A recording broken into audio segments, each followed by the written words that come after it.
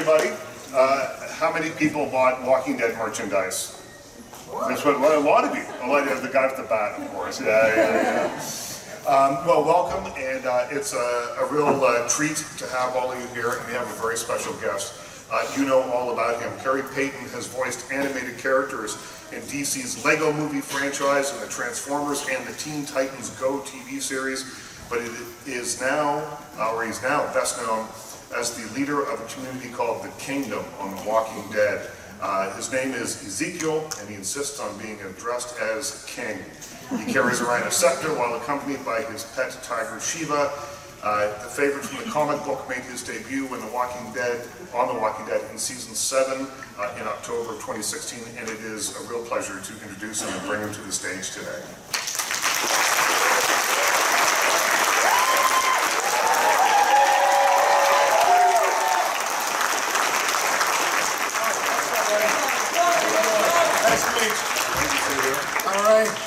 Why don't we, you know what, I'm gonna screw this whole thing up. I'm gonna, you know, I'm just not very good at this, like, you know, sitting across the table from people. I never have been.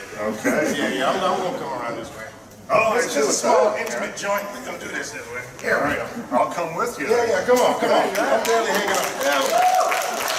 Awesome. At least I get to sit down from it. Oh, let's see, you guys, yeah, don't let the pillar get in the way. Yeah. Come over this side. We got lots of room around front. I don't know if you even need that, but... Oh, yeah, I know. You know what, I probably should, though. I'm starting to lose my voice. Yeah. I feel like you guys are all taking pictures of my crotch, and it's very... This is what we'll do. I feel like, there you go. I feel like this is all, you know, it's all going off the rails. I should have worn a skirt. So, yeah, exactly. Yeah, that's not good for everyone. You calm down. So how we doing, guys? Enjoying the con experience? Beautiful. I love it. You love it? So this isn't your first one, obviously, no? No, this is my first one in Toronto. Yeah? But yeah, they let me come around here. I came here about 3.5 years ago. I did a pilot. Yeah. And I stayed for about a month and a half. And my daughters still refer to it as their Toronto home. Oh, yeah. So they're like, when are we going to go back to our Toronto home? Bring it back anytime. I know, exactly. Yeah, we love it. So let's go sort of back to the beginning of all of this, because there was so much secrecy. I was born a poor black child. And then my dad graduated from medical school, and all of that changed, except for the black part. Then we became an upper middle class family in Georgia. We moved to Hawaii for a short time.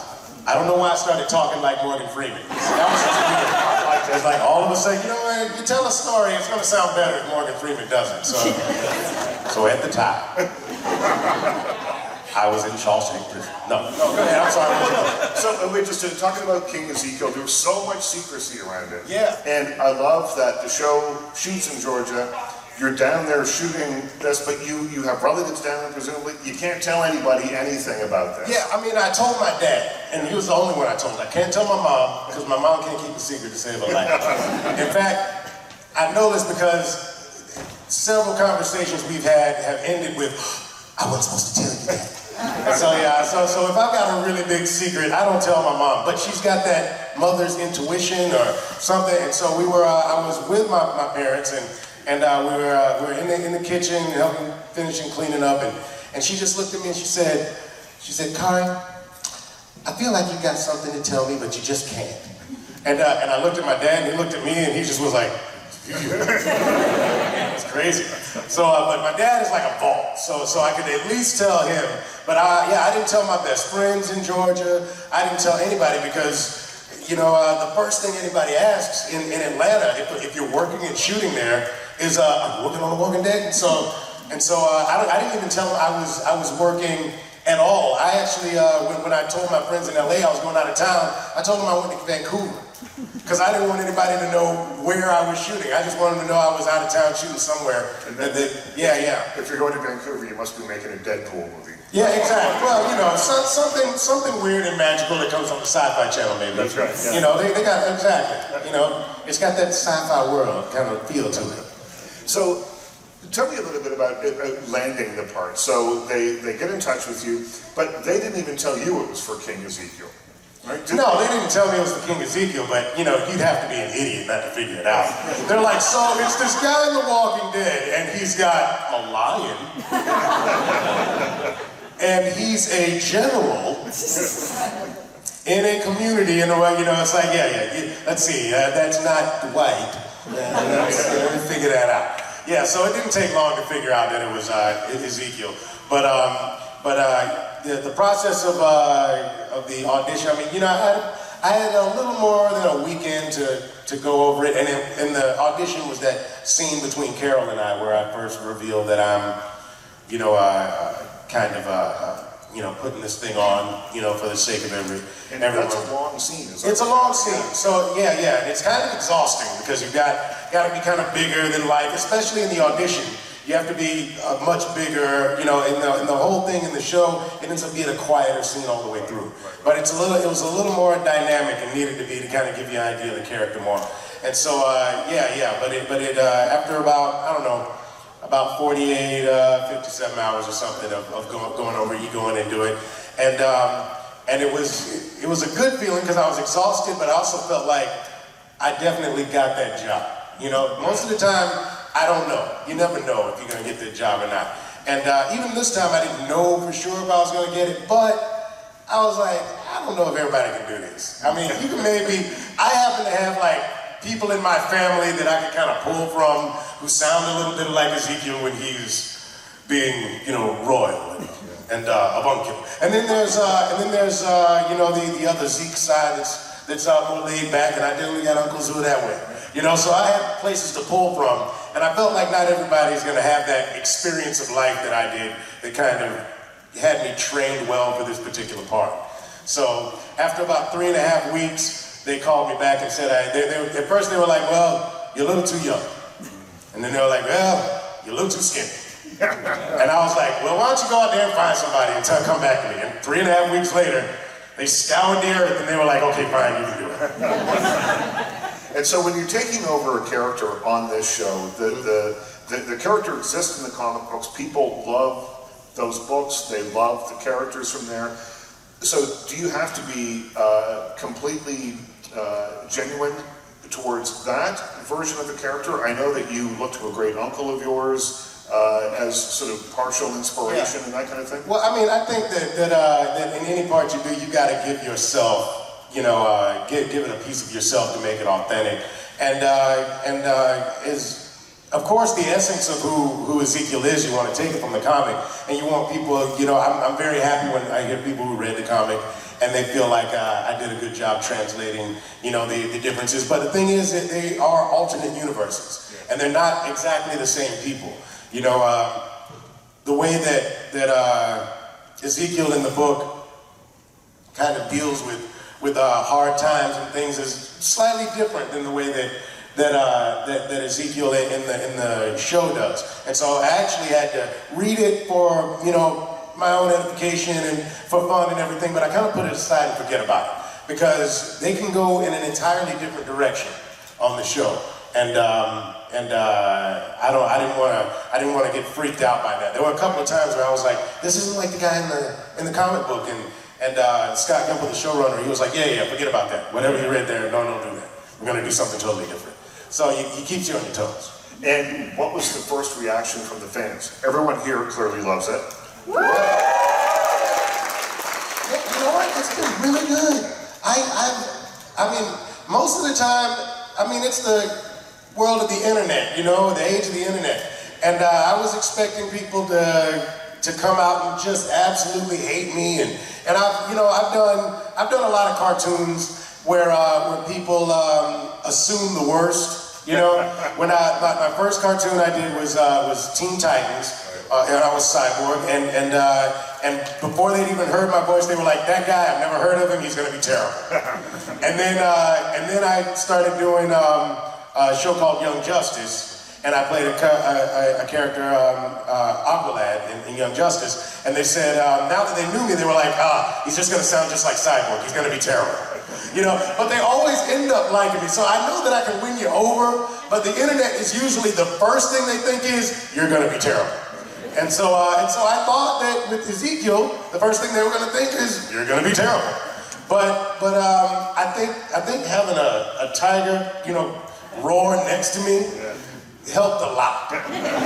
Because I have not gotten any of that. I've gotten so much love, nothing but love for Ezekiel from the very first moment that Shiva and Ezekiel were in the trailer, and you just got that quick snippet, and people seemed really on board.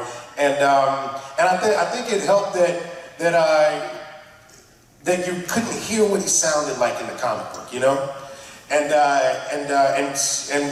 as soon as I started reading it, that was the first thing that came to me, is that his voice needs to have, like a dynamism, and so I feel like that helped a lot, helped everything kind of jump off the page and come alive. Because you've done so much voice work, I've talked to a lot of actors who said, oh yeah, it helps me find the character when I put the costume on. Right. And is finding the voice for the character kind of that for you? Well, I mean, the beauty of my job is that everything changes. It constantly changes. Sometimes it's the suit, sometimes it's the hair, But the way that I found the character in the audition was absolutely through the voice. And it was because it didn't say in the comic book or in the script that his voice changed. It said that his physicality changed, that he became more relaxed in his physicalness, but it didn't mention the voice. And I thought that's the thing that has to change the most is the voice. So I think I was just weirdly, qualified for this particular gig because it was like I've been doing 15 years of voiceover. Before that, it was 20 years of Shakespeare, and so this I seem to just weirdly qualified for. So 20 years of Shakespeare definitely paid off. Absolutely. In this character. Absolutely. Hey, 20 years of Shakespeare pays off anyway. Yeah. I love me some Shakespeare. Billy's my dude. So you mentioned the tiger. We got to talk about the tiger. So I assumed that the tiger wasn't real. I assumed that it was. Who told you that? Have you been reading things on the internet? Is that what that means? She looks real to me. She looks real. Beautiful to me. She's in my pocket right now, and I can pull her out at any moment. So she's like, pull out. Let's see the tiger. So is there a tiger there sometimes? And is there, or is it CG? No. It would be abusive to have a tiger waiting for us to You use animals in movies. Yes, but wild animals should not be used in TV and movies. So we don't do that. And we've got an incredible effects department. So we've got an animatronic tiger. We have two actually, one that's seated and one that's standing, and then we've got another one that can move a little bit, but mostly it's CGI. The first shots that you ever see of Shiva, it is totally CGI. And there's a moment in the trailer where she roars, and I kind of look over at her and smile, and I remember that particular shot because I only did it once, where I looked over and smiled. And I remember thinking in that moment, I wonder what you're gonna look like. And turned out she looked great. And I was thankful because if that tiger did not look good, then everybody was gonna blame me. The jumping of the shark. They're gonna call it the jumping of the tiger. And it would have been all my fault. And so for that shot, was it like, because they give you something for reference, right? Like a tennis ball with a... No. There are no more tennis balls. No. I mean, they might have used tennis balls somewhere. Maybe at Wimbledon. Maybe the French Open, but we don't have it. Actually, someone was very cute and they brought me like a green tennis ball with Shiva written on it. But actually, there's nothing there. There's nothing there. Unfortunately, I've been like miming and pretending things were there for a long time. I'm just weird like that. I've done enough really crappy, cheap theater, where they were like, yeah, we can't pay for a broom. Just pretend like you have a broom. So I was ready to have a fake tiger. So that's a testament to everything paying off. Every little bit of experience you pick up along the way. Every little bit, man. Yeah. I've been doing this for 22 years, No, I'm sorry. I've been doing this I keep forgetting how old I am. I've been doing this for like 40 well, no, 26 years, 27, okay, let's stop talking about how old that time is. Since I was 18, you know, I mean, since I went to school for theater, and and every little thing does pay off, you know. It's like, they're like, so how did you get this audition? It was like, well, when I was 11, I decided to think about being an actor, and when I was 18, I decided I was going to be a theater major, and little by little, every time somebody told me no, I was like, oh yeah, well you're going to find out that no was a bad idea, because one of these days you're going to be like, no, we're wrong about that guy. And so I grinded away for 20-something years, but the cool thing about it is that, I mean, this is obviously the biggest, you know, break of my career, but I've been doing what I love to do for 2 decades now. Well, so I'm happy, you know. The voiceover stuff, I mean, it's not like you're starving. The voiceover stuff is great, you know. I mean, I've been making, but even before I was doing the voiceover stuff, when I was doing those crappy theater jobs that didn't pay anything, where they wouldn't get me a broom, I was still loving what I did, you know. So the cool thing is that the journey is really what it's all about. And so and it's funny, you know, just looking back and being like, wow, I finally made it. I was like, you know what, I made it a while ago because I made the decision to do what I love, you know. So whether it's, you know, chopping down trees or, you know, or acting or whatever it is, if you're doing what you love, you know, then you know, you always got enough in your pocket. That's what I say. I'll turn it over to you guys. I'll turn it over to you. I just want to ask about, you say, you know, you love going into work, you love doing this every day. I've often heard that the kind of more grim the subject matter of a movie or television show is, the more kind of fun it is on set, because you got to blow off the tension and see the darkness somehow. I blow off the tension no matter what. You know, I'm not, you know, no matter, I mean, whether we're having fun on camera or it's in drudgery, I'm always enjoying myself. Although, Walking Dead, I mean, and I love it.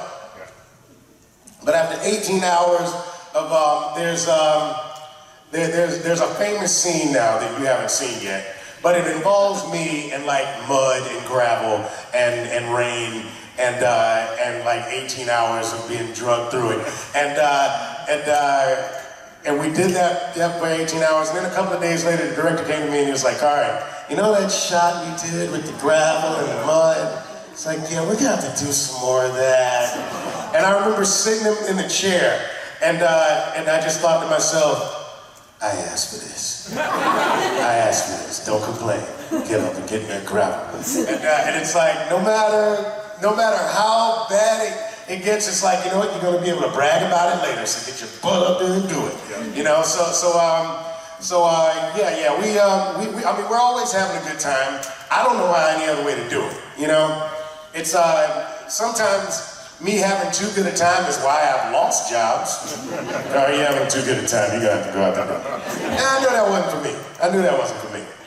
And you're coming into a family, essentially. They've been working together for a long time. Tell us a little bit about what it was like to come onto this set where people have been working together and you know, have a way of existing and being with one another on set. Yeah, you know what? The coolest thing about this show is that the moment I got on set, the way that they go about doing things is including everyone. And I mean everybody in the crew, everybody in the cast. The first day that I was there, I actually didn't have a scene with Andrew Lincoln for months after I started. But the first day I was there, Andy was there. And knocked on my door, and I came out, and we talked, and he stayed there for half the night, the scene that he wasn't in. Because he's the head of our thing, he's the head of our family. And he's the kind of a head of a family you would want. You know what I mean? Because he gives you that feeling like he's gonna give you everything he's got, and you go through a wall for that dude. And I think, and it trickles down from him, and we'll all do that. We'll all do. I was just talking to Saniqua, who's, you know, we're both here signing today, and we're talking about how much we learn from Andy. Not so much, I mean, also in acting when you watch him in action because he's amazing, but also seeing how he pulls everybody together. And if you ever met Saniqua, you know that she does that anyway. She has that feeling about her anyway.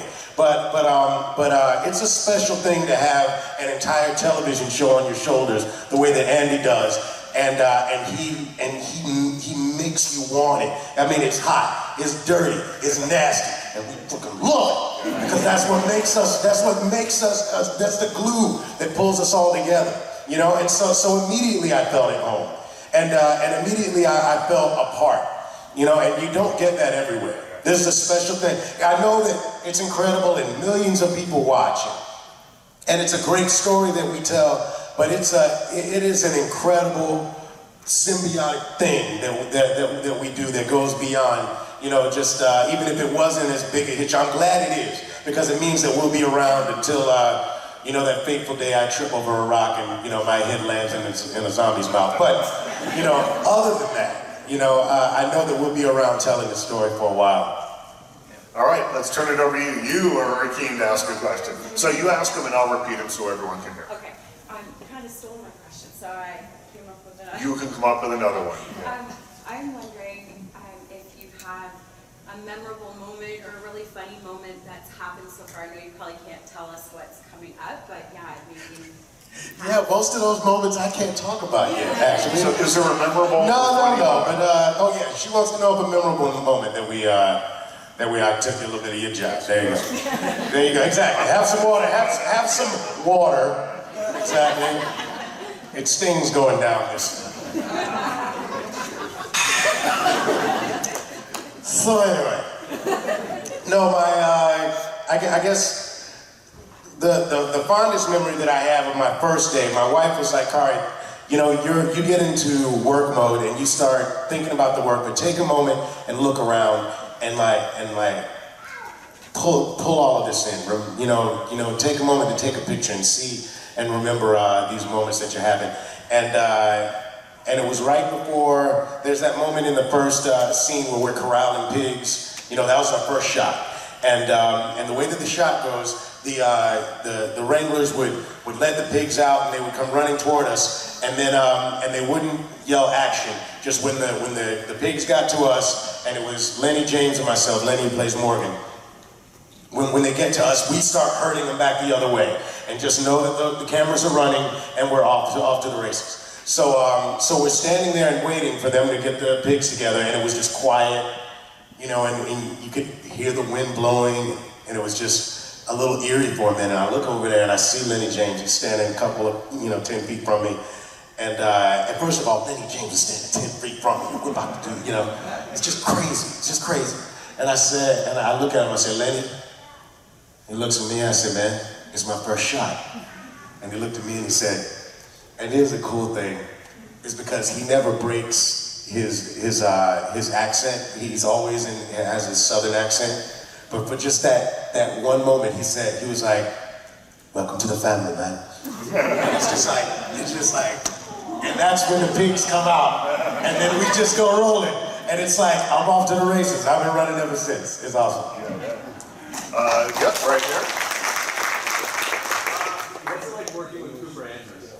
What's it like working with Cooper Andrews? Cooper is he's my big little brother. I love him so much. He's probably the only difference between he and Jerry is that Jerry's maybe not quite as, you know, quick as Cooper is, because Cooper's hilarious. But they both are just those genuine, lovable bears that I mean, he walks into a room and everybody turns and goes, oh God. And then he smiles and everybody's like, hey! And he is, I love him so much. I remember when the show was about to air, I was doing an episode of The Talking Dead, so I got to see the episode before it aired, but not everybody else did. And after we finished, I called Cooper up immediately. I was like, dude, everybody's gonna love you, man. Everybody's gonna love you. You're just awesome on the show. And he's so humble, and he was just like, man, thanks. I didn't know if, I was coming off as, too cocky or something. And he's the sweetest guy, but he's so, I guess, self-deprecating and just doesn't elevate himself at all. He's always, you know, trying to help, always smiling. If you ever come to a convention, he's always got pie. You know, I mean, he's just that kind of dude. I absolutely love him to death, and I couldn't ask for a better guy to be around, because the cool thing about the show is that whenever the King Ezekiel's around, Jerry's probably right there. So it's like I couldn't ask for a guy to, if I'm gonna go on this journey with somebody, you know, you'd want it to be him. He's awesome. I love him to death. What about this little dude back here? He's got his hand up. Little guy, what's up? I don't know if he's just, you know, saluting me or no, he got shot. He's waving, I think. He's waving. All right, yes, absolutely. Wave back. E does equal, yes. Yeah. Exactly. E equals MC squared, yes, that's true. That's a different form, but thank you for asking. How about you right there, Doc? Yeah, we'll let him think about it. Booyah! I just got a couple of booyahs left in me for today. Booyahsity. Yes, Doctor. My name is Carolyn. I'm from blackgirlnerds.com. So my question... Blackgirlnerds.com? I love blackgirlnerds.com. So I have two questions. So Yes. My first question is... I all of a sudden feel like I'm in Washington, D.C., like a staff meeting. Hello, I'm Amy from blackgirlnerds.com. All right, this got serious. Is this about tax reform? Because I don't know nothing about the tax reform. Me either. All right, good. So my first question is for Ezekiel. We don't have any scenes with, well, I mean with regards to Ezekiel and how he speaks. We know he speaks with Shakespearean language. And the only other person similar to him on the show is Jadis. What do you think his reaction will be to meet someone who speaks completely different to everyone else? He speaks in standard order, Right. but she speaks in kind of like her own broken dialect. Actually, they went to the same school together. She just majored in a slightly different syntax. You know, actually, she majored in it's called Weird Ass Syntax 101. Yeah, but they both went to Syracuse, actually, university. Go Orange. And so that's what happened, and that's absolutely the truth. I don't know. I think Ezekiel will probably get a kick out of it more than anybody else. You know, I think he'd be interested in where she came up with it. The funny thing is that nobody asked King Ezekiel. You know, it's like, why are you talking like that? I guess the tiger kind of, you know, everybody's like, you know what, I won't ask. I'm just going to assume that he's got a good reason. He's got a tiger, why not just let him be? Yeah. And for my second question, is not to be morbid, but if there was one way you could end Ezekiel's story, how would you end it? Oh, I don't know, as King of the Apocalypse. How about that? How about a less morbid ending? No, what I mean is like, I want to... Oh, you want me to kill myself, that's what you mean. Do you know what show I'm on? They don't need ideas. I don't want him to die, but no, I mean, like, what would your last shot or your last scene of him be? Like, for instance, for me, the most perfect scene we would have had was when we had the dinner scene of everyone, you know, when they were outside and we had visions of Michonne and Rick and everyone happy. That would have been my perfect ending for this series, but you know, they shot that dead. But if you could do it, what would be your perfect last scene for Ezekiel? Let's see, you probably walk into a barber shop and say, take a little off the side. Exactly. Okay, all right, thank you. Nice to meet you. Yeah, go ahead. Okay, awesome. Hello, I will try to keep this brief. I need you to sit back down until you're more excited. No, I'm just kidding. I'm kidding. So stay right there. Okay, so my question for you is there any character on the show that Ezekiel hasn't interacted with in the show that you would like to from share a scene with, or any actor on the show you'd like to work with more? Oh man, I mean, honestly, I'm looking forward to the time where we're all kind of backed into a corner together, because the show is so separated at this point. I get very little time with most of the people. I mean, except Cooper. I know my boy, Jerry's gonna be around. But most everyone, I really would love to interact with just about everybody. I mean, Morgan and Carol, of course, you know, I tend to hang out with more, and honestly, I can't complain because they're like two of the best actors you can ever imagine working with. Me and Melissa, every time I'm on set with her, she makes me better. Whatever I do on set with opposite Carol, it was going to be awful, and then Carol comes in, and somehow Melissa says one thing to me, and it opens up an entirely different world in my mind, and I am better for it. I feel like sometimes when you're as old as I am, and you think that you should probably know what you're doing already. And I come on set, and every time I'm surprised, not surprised anymore, because I'm looking forward to whatever I'm about to learn, because I know that I'm about to become a student of the moment that I'm in. You know, with these incredible actors, Lenny James and Melissa. But yeah, one of these days, of course, I would want to spend more time with Andy and Norman and Denai and Lauren, and it's like, the crazy thing is, the little time that we spent together, we've had a ball. You know, so I'm hoping that'll get to happen. Norman is like the happiest and most supportive dude I've ever had on a set. Literally, I finish my scene and I'm not looking at him, I'm just looking at somebody else, and they're like, cut! And I look over there, and Norman's just jumping on me. You doing so good! He's just like, isn't he doing so good, everybody? It's like, and the whole time he's just staring a hole at me, trying to be all mean, you know, doing it. Just, you know, Daryl, you know, whipping, you know, take some of the hair out of the wig, look mean, you know. As soon as they gonna cut, big smile, bear hug. I would really love to see, I'm really hoping we'll see Ezekiel and Negan scene soon.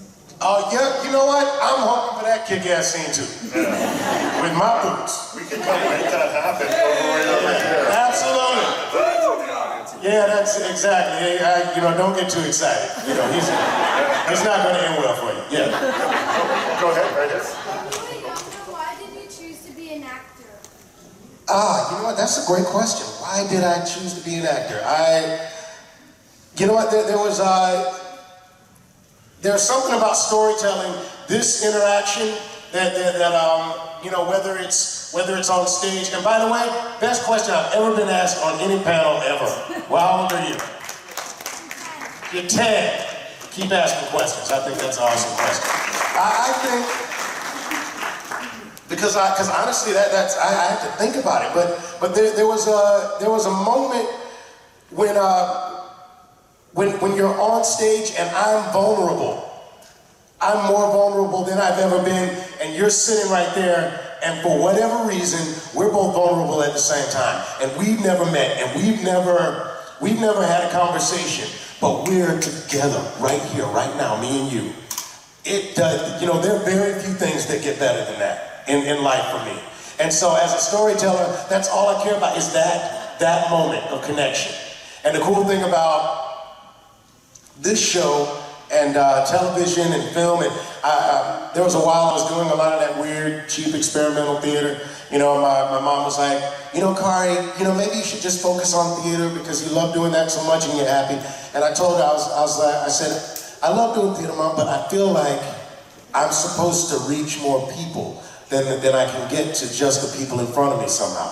And this show reinforced that so much for me, because when I come to a con like this, and every once I meet all of these people and I have such a great time, and every once in a while there's somebody out there that comes to me and says, this moment in this show, in this episode, changed me and how I see the world.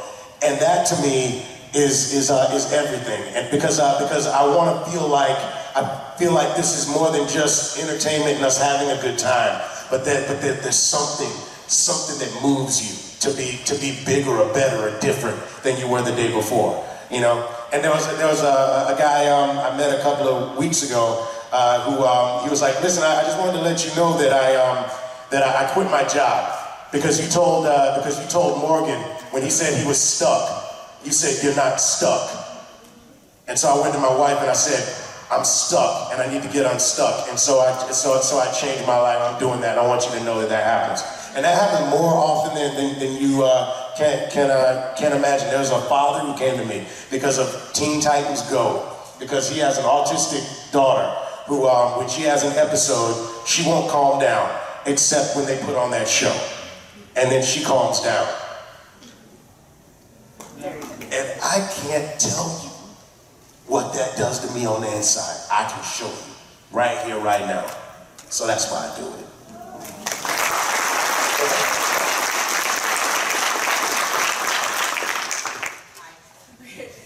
So since you didn't tell her ahead of time, I'm assuming the first time your mom saw you was during the trailer, what was her reaction to seeing you as Ezekiel? Oh, baby.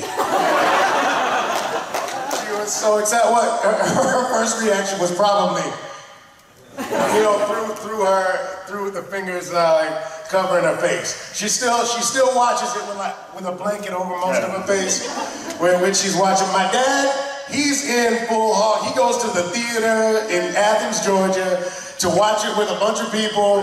Yeah. They like rent out. There's a theater that you can go see it for free, and everybody goes in, and you know, and so I got to go get him a reserved seat for my dad, father of King Ezekiel. And now he puts that on his resume. You have 2 kids. Are they old enough to watch the show? And if so, what do they think? No, they're not old enough to watch the show. They're 5 and 8, but they're old enough to know that I'm King Ezekiel and I have a tiger. And when we're in Disneyland, if they're really good, I will get them to the front of the line. I did that one time to see the Harlem Globetrotters, and literally my 5-year-old is like, Daddy, can we just tell them that you're King Ezekiel? Not King Ezekiel, King Ezekiel, so that we can go to the front. And I was like, no, you be quiet, because we're only gonna be here for 10 minutes, just stand in line like everybody else. Because, you know, without the hair, not everybody knows, you know, so it's, yeah. You can't be constantly taken up on that. Negan has a question. Yes. You are not Negan. That's all right. Exactly. That's my kind of Negan.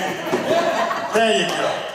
For one, thank you very much for being here, and welcome back to Toronto. Thank you. I've been a big fan since your voice acting days, and I'm a huge comic fan, so Cool. and a huge King Ezekiel fan, and you're doing an absolutely amazing job. Thank you, man. So thank you so much. I'm a bit scared and skeptical if that scene you're talking about, but I'm not going to go there. Don't worry about it, man. I'm gonna be fine. You know, there was no Jerry in the in the comic books. Jerry's on the lookout for me always. Exactly. I just have to sit on somebody. So the amazing part that is in the show but isn't in the comics is your relationship with Carol. Because Carol's dead in the comic book. Yeah. Okay. See? So there you go. So if she can survive, so can I. There we go. Yeah, way back in the prison days. Exactly. And yeah, it's a really phenomenal thing. I'm really liking your take on it, and both you guys going back and forth. Can you perhaps go into detail on your relationship offset with Melissa McBride, and maybe subtly maybe try to give us a hint of what we can maybe look forward to seeing? I was wondering how long you were going to string that question out to see if I would forget that I'm supposed to not tell you anything. It's like, is there any possible way in the future that perhaps in some form or not, that you maybe could possibly, in not so many words, tell me exactly what's going to happen to your character? No, just the relationship. Oh, just the relationship. That's the show. You're going to have to show up on October 22nd, just like everybody else. I will tell you though, about Melissa though, off screen, and this is the absolute truth. She loves to bar fight. So weird. You wouldn't know it to look at her. But that woman can swing. She just likes to wait till about 11:30, 11:45, you know. She just walks in there. She usually orders like a Molson, cracks it over the bar, and just beats the crap out of some random dude. But then she makes some cookies and they don't care. I don't know what, it's weird. You're very welcome. Yeah, and when you see Melissa, you can tell her I said that. All right. Yes. Hi there. Which do you prefer, voiceover acting or live action acting? And who's been your favorite character to play so far? Well, what I love about my job is that I don't have to pick, because I love them equally. I know that's kind of a cop-out, but the truth is that when there's so many things in voiceover that you're not able to do. And I played Apocalypse. I played Doomsday. In voiceover. And it's hard to play like a 30-foot, alien, Cro-Magnon, whatever, that thing that Doomsday is. But I got to do that, and then there are moments in voiceover where one of my favorite characters is Aqualad, who's in Young Justice, and one of the parts that I hated that it wasn't live action, especially in that show, because they play silences incredibly well. And the thing about voiceovers is that I don't get to play the silences. That comes without me being there. There are those moments when he's being very cerebral, when he's thinking to himself, and he's a very introverted character. And to me, some of the most telling moments are when he's quietly thinking to himself. And those are the moments in live action that I love, are those quiet, contemplative moments. But also the times where you get to, kick people in the face and jump over cars. I love that too. So the wondrous variety is what I love about my job, and always has me excited about going in the next day, So that's not really an answer to the question, but that's what you're getting. Yes, you back there. Oh, with the leather jacket? The non-Negan jacket? All right. So my question is, what's your mindset going into the audition room? And was there a particular moment where you realized, okay, now that I'm approaching it like this, I'm booking the work and I'm reading the room? From a fellow actor that wants to get where you're at, how do I read the room? Like, what am I? I don't know. They say that there's that 10,000 hour rule, and I've been at it a long time, and I've been, there are moments that I always say, there's a casting director, actually a casting director that does The Walking Dead, and then she's got a sign on her desk when you sign in, and it says, "I'm not good enough to come here unprepared. Are you?" And I love looking at that, because I look at that and I think I'm not worried. I'm prepared. And whether I get it or not, because here's the thing, you can be too tall, too short, too this, too that, but always come prepared. Because I met that casting director 15 years ago, and I always come prepared. And that's why 15 years later, I barely worked in it. What did I do? Maybe a couple of guest stars, maybe a tested for a pilot or something in 15 years. But she always brought me back, because I'm always going to make her look good when I'm in there to whatever producer, because even if I'm not right, they're like, that guy was good. Yeah, he's not right for this, but too bad, he's pretty good. He came prepared, he knows what he's doing, he makes his choices, and he runs with it. And so, and I always make sure I make an impact. They may hate me, but they'll remember me. And so even as I've been grinding this whole time, getting close, I've done 9 failed pilots. Okay, so that's a lot of getting close and not getting. Like getting close and not getting.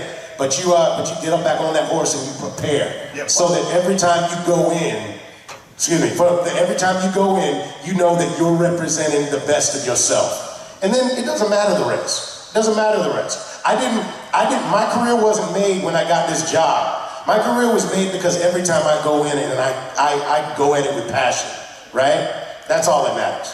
That's all that matters. If they don't want you, don't worry about it. The next one will, right? Because it must be disappointing after 9 pilots that don't go. There must be some, but is that how you deal with the disappointment of that? Is just knowing that you did the work you wanted to do and you did it the best you could? I mean, I get motivation in different kinds of ways, but I love the process of putting together a character, and that absolutely gives me juice. And I always think of when I go into an audition space that it's mine. Yeah, I'm walking in there, and that's something that changed for me, I guess you could say, is that, exactly, young person. But that changed for me is when I stopped thinking of it as I'm going into someone else's room, and they're, to perform for them. It's like when I walk in, the room is mine, and you're about to hear what I have to say. When I leave, it can be yours again. But I take ownership of this thing that I'm doing. And so it gives me a feeling of my preparation, and that mindset gives me a feeling of confidence. They can smell it when you're not confident. So be prepared. It's like you're going with a test you know you're prepared for, and you put your feet up on the desk and you're like, come on, teacher, give me what you got. That's all. This young guy's had his hand up for a long time. Yeah. Since the show isn't over yet, and there's a lot of theories about it, how do you think The Walking Dead will end? Oh. How do you think The Walking Dead will end? Yeah, an asteroid will come and hit the Earth. And then it will start over with the new kind of dinosaur. I have no idea. But actually, that sounds really good. And I think I'm going to write that into a story. How about you back there? Who's the prankster on set, and what's one of the pranks that you've seen that you can share? Honestly, you know what? We've been shooting so fast and furious. There haven't been as many pranks on set, lately. The last prank was I did one to Josh McDermott, who plays Eugene, but it was at a convention. I just took all of his pictures. I took all of his pictures and replaced them with everybody else's. And if you know Josh, that was driving him nuts for a second. I was just sitting back there, just yeah. He was like, okay, that was funny. Give me my pictures. We just have time for two more. So right here, you've had your hand up for a long time. Okay, I was just curious, how uncomfortable is it to wear the King Ezekiel wig? It's actually not that uncomfortable. It costs like $50,000. That's a very it's like top of the line. It reclines, it's got air conditioning, it's really, it gets a little itchy after, 12 hours. But being in that Georgia heat, the jackets are what's that's the problem. They got jackets made of like neoprene and I was like, the first time I met Robert Kirkman, I was like, it's really nice to meet you, thank you for the job, turn around, because I'm gonna pants you, right here. Because there's no reason you knew that I was gonna be in Atlanta in July, and you made me wear that leather, weird jacket thing, that got like, upholstery from a furniture store on it. It's crazy. How about you right there? This really isn't a question, but a request. If you could just give a shout out to my son Justin, who couldn't be here with us today because he had school and work. Justin, you had to work. You couldn't be here. You're schooling yourself. Son, next time, skip school. Come on,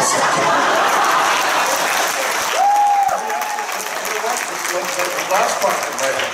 I love The Walking Dead, but this is a Teen Titans Go question. Yes. How can your character Cyborg think burgers are better when burritos are clearly superior? Yeah. Dude, I went over this in episode 47. All right? I literally had a flow chart that told you all about this. All right? So you're going to have to go back in there. This is not a question that you should have asked me. Thank you very much. Khary Payton.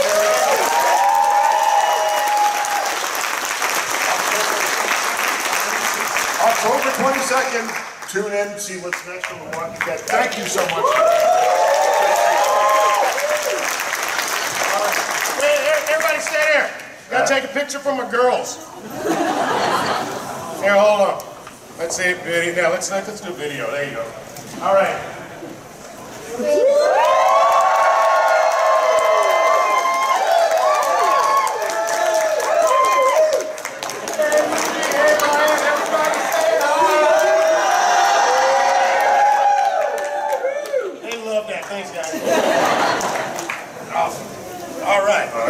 All right, be safe on the way home. Be careful, all right? Anybody taking the train? It's a lovely trip.